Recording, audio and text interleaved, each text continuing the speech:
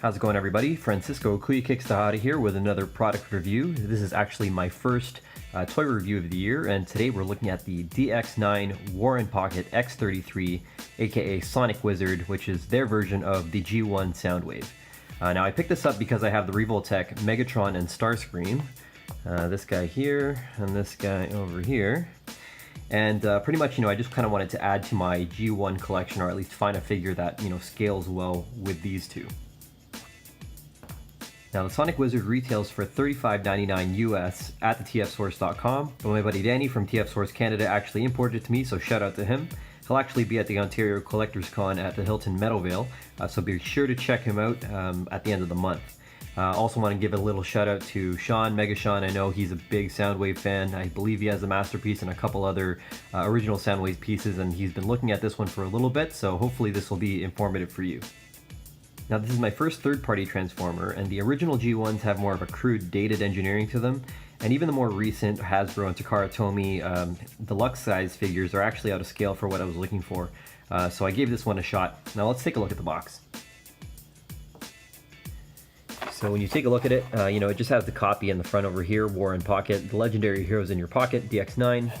Let us fight for our common goals, kind of cheesy, but on the bottom here, it's kind of funny, it says Sonic Superior, Autobot Inferior, so that's a little play on words. Soundwave used to say Soundwave Superior, Autobots Inferior, so a little joke there for any of the older G1 fans.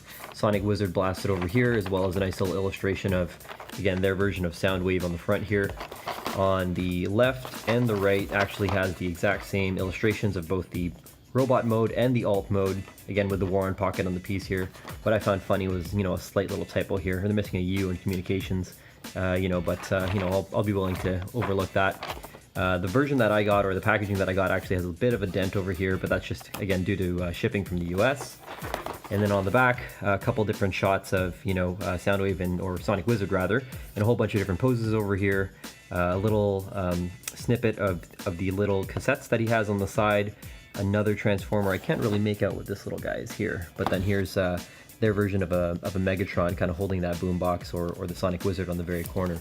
So let's switch over to the actual figure itself. Inside the box you're going to find the following, aside from the actual instructions themselves. So again, you have the Sonic Wizard, you have the 3 different cassettes, which would be Ravage, Ratbat, and Laserbeak, as well as 2 separate cannons, but let's go into them individually. So taking a look at Sonic Wizard himself, he definitely looks like the G1 Soundwave. The colors and sculpt is definitely true to what I remember him, at least. In regards to the articulation, we can go from head to toe. So again, starting at the very top of the head over here, you can tilt the head straight up. It actually goes, straight, like he's kind of flying like Iron Man. And it's just on a ball peg, so again, you can go, full 360, have him kind of like tilting. He just can't look down that well. Taking a look at the arms, pretty much, he can pretty much go straight up just like this, and both arms are actually on the peg, so, you can swivel in a full 360 each way, open them up. You're looking at the elbows, and you can get a little bit of a 90-degree sort of bend here, so they're not double jointed. Again, they're just on pegs. You can see them right through in the front over here. When you look at the hands, there's not, it doesn't come with articulated hands, it just comes with these 2 hands here. So one is just the general holding hand with a slot right there for the peg for the cannon. This one actually has the trigger finger, so that's probably the better one to put the cannon in. And you get a little bit, you get a full, wrist swivel, and it actually bends back, but that's more so in regards to, just folding it for its alt mode. He does have a little painted button over here. The paint is done, pretty well, just kind of a misstep on the side over here where it kind of spilled over. But it doesn't do anything. It doesn't actually open up the front of the cassette deck over here, not like the Masterpiece toy. But, it's nice that they actually added that detail.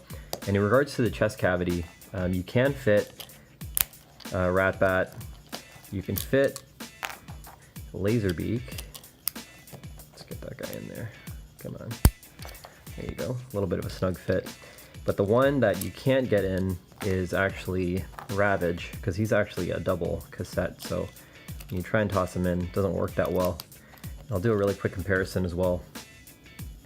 You can see this is the Ravage cassette, this is the Ratbat and Laserbeak, so pretty much it's a double. A little bit smaller, but in any case it doesn't fit in that chest cavity. Going back to the figure, you can do a full, 360 in terms of the hip swivel, but that's again more for the alt mode. This flap actually does come up, which is nice in regards to, being able to get a little bit more clearance by lifting the leg. You can get the legs out to the full side, so again, you can do the splits if you wanted to, or get, some crazy high kicks going on. I think he balances pretty well. Let's see if I can get him in a nice little kick pose. Come on. Just gotta play with the balance a little bit. There you go. So he could stand, pretty well. Again, if I lift this pose or this flap over here, you could see that again. The thighs are just, on here with the pegs, but you also get thigh swivels. So even, even though that this piece actually can't turn, you could still turn the leg in a full 360, just in case you wanted to, again, change the pose, without exposing, I guess, the peg on the bottom there. The knees bend 90 degrees back. They do not bend forward, you can see here. Leg again comes about that high. Going down to the very bottom, the feet are just on these little ball pegs, and it's kind of nice. You get a little bit of space over here, so the ankle doesn't really get in the way in regards to the, I guess, the ankle pivot on the foot. So again, you can go forward, back, side to side, and even rotate them if you need to. And something for the alt mode specifically is you can kind of make him taller, which you just got to pull him up just like that. Oh, let's see. There you go. And these kind of lock up. So for whatever reason you want to get him to stand a little bit taller, you can do that. Again, it kind of makes the legs a little bit skinny. But that's more so specifically, something in alt mode that helps the legs kind of suck in a little bit. So let's get him back down to full form, the way that at least the instructions show you how to do it. As I mentioned earlier, we also have these two little arm cannons, or cannons rather. So there's a couple things that you can do. There are a few little slots as well as a couple different pegs that sort of stick out. So this piece comes out of the barrel. So if you wanted to, before I mount them, I just want to show you that you can actually have a larger cannon, or almost like a rifle, just like that. But typically the way that Soundwave was depicted in the G1 cartoon was, of course, having a signature shoulder cannon just over here. And again, as I mentioned, this is a trigger finger, so I'm actually going to put cannon on this side over here. So again, you can kind of have him posing, looking around, just like this. But if you want to see what the rifle looks like, let's see here. Let's peg this back in. Put this back in the barrel. And let's switch hands. So we'll get it into his right hand. Oops. There you go. And just kind of cross him up. You can almost make it seem like, let's twist this to get that hole out of view. Like he's kind of two-handing the gun, which is kind of cool. So we'll just take that off for now. And let's get into the cassettes.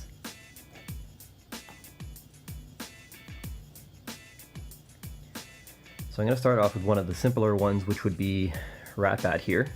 So the sculpt is kind of cool, from the very front. I think that the paint is done really well.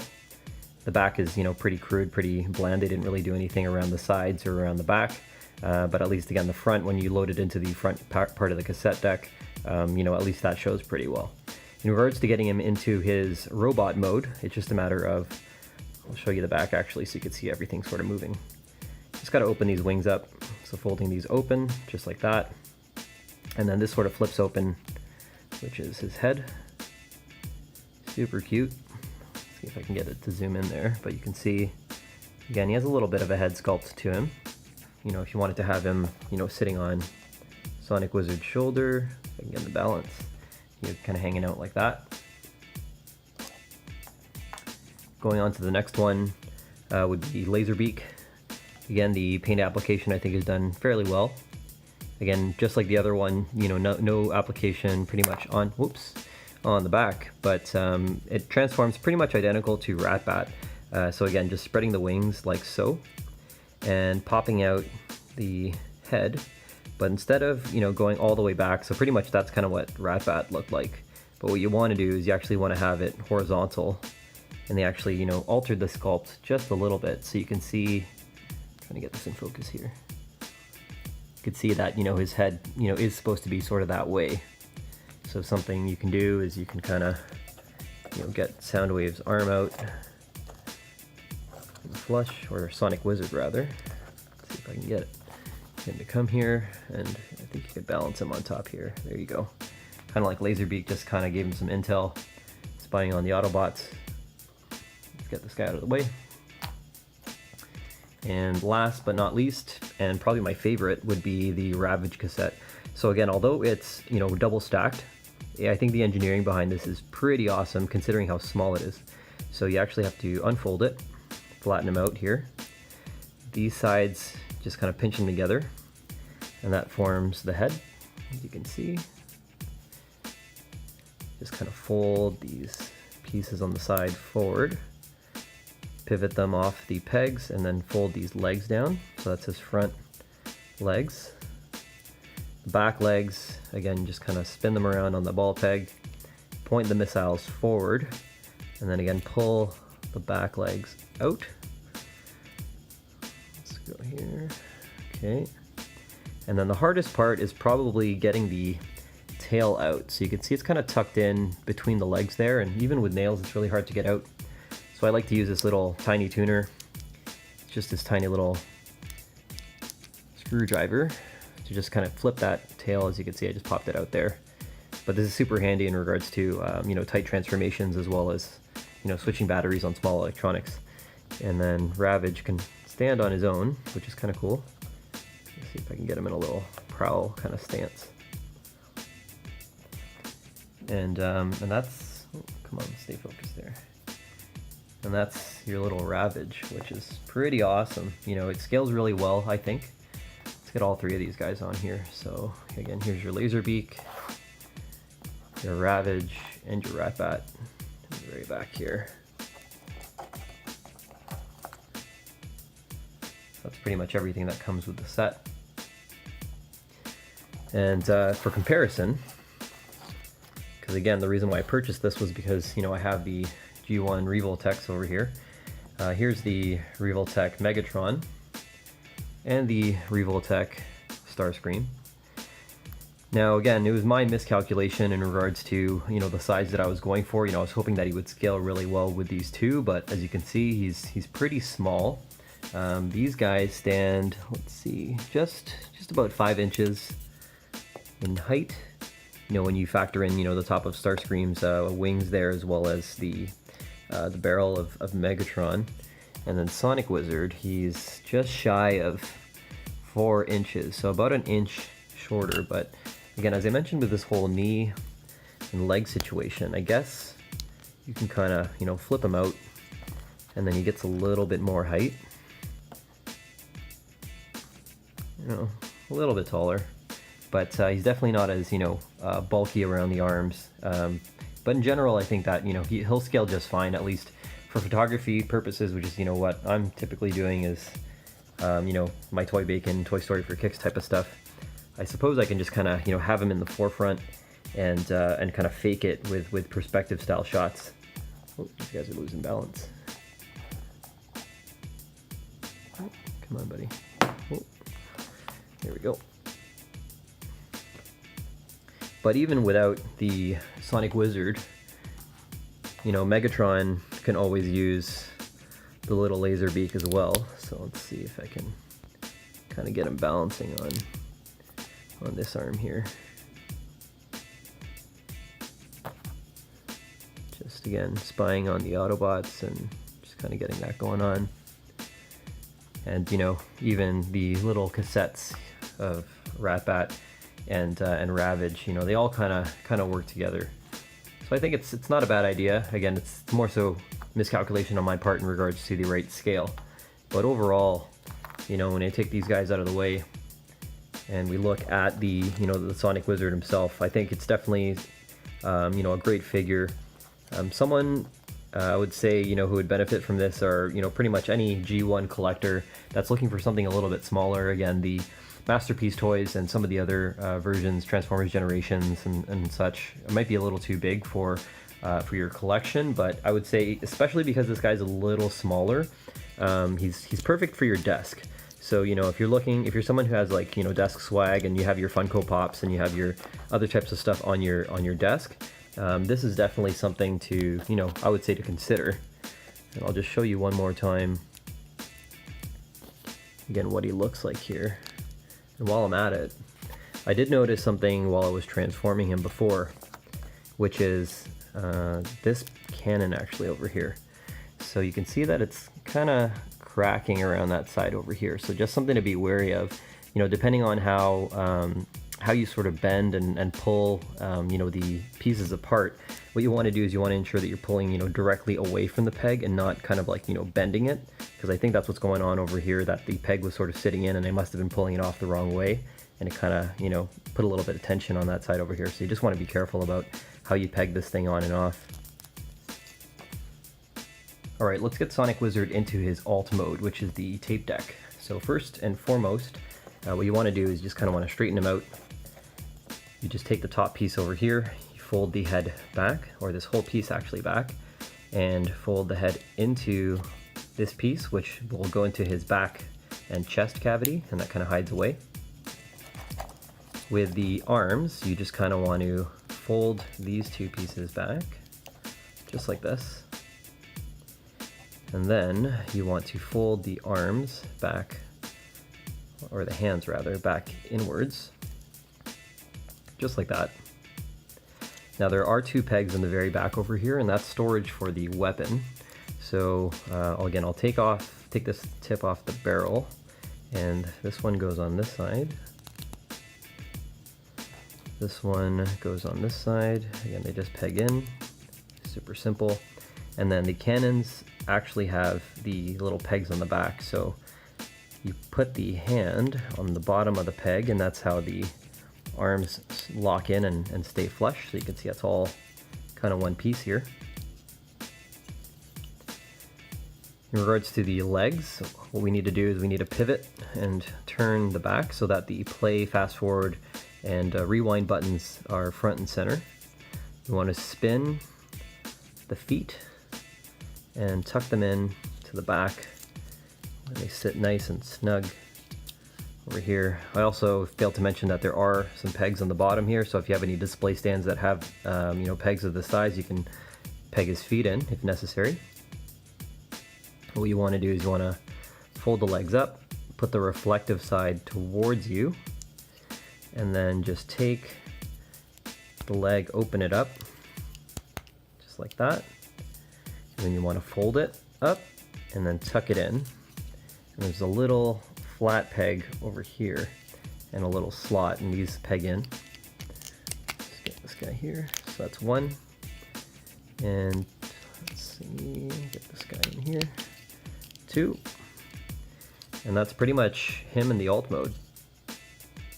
So again, decent paint application around the front. The one gripe that I had, I would say, is, you know, just around the front top over here, looks like, you know, the paint kind of like chipped or built up over there, and they kind of tried to sand it off, so it's not as smooth, but very minor.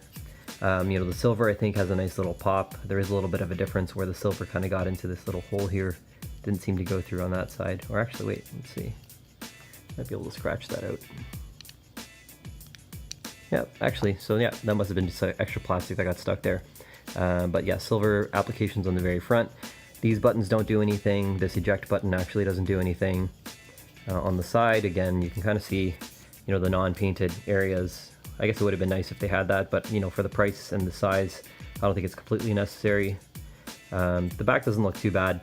Again, he has his little backpack here. You can see that the cannons are still kind of exposed. You can barely see the hands, again, when you're looking at it, especially from a distance. So, you know, from a full 360, I think it's pretty badass. Definitely you want to display it with the front side out. And as I mentioned, again, if you wanted to, maybe again, if you didn't want to lose the tip of the barrel, you maybe want to, you know, tuck that in there. And then again, you know, you could take your Laserbeak, fold them up like so, just kind of toss them in there, and then, you know, you have a full little tape deck ready to go. And in his alt mode, he's pretty small, scaling or measuring about 2 1/4 inch in width, 1 1/4 inch in height, and just shy of an inch in depth. So again, pretty awesome if you had something like this on your desk, and if you like to fidget, or if you just kind of wanted to have something to display and kind of fool around with when you're at work. You can always just kind of like take this guy apart and transform him again. So again, what you're looking at is the DX9 War in Pocket X33 Sonic Wizard, aka G1 Soundwave. Let me know what you think about this figure. It's definitely one of my favorites in my collection right now, despite the style or the size and scale. Again, it doesn't scale really well with my Revoltechs, but I think he kind of sits pretty well with my Iron Factory, which I'm going to get to in a little bit, the Iron Factory Attackers. So let me know what you think of this figure, with the comments below. Be sure to like and subscribe to this video, and let me know what I can do to improve. Otherwise, be sure to stay tuned to my channel. I'll be getting new content on every week for the rest of the year, and excited to cover some more. Talk to you soon.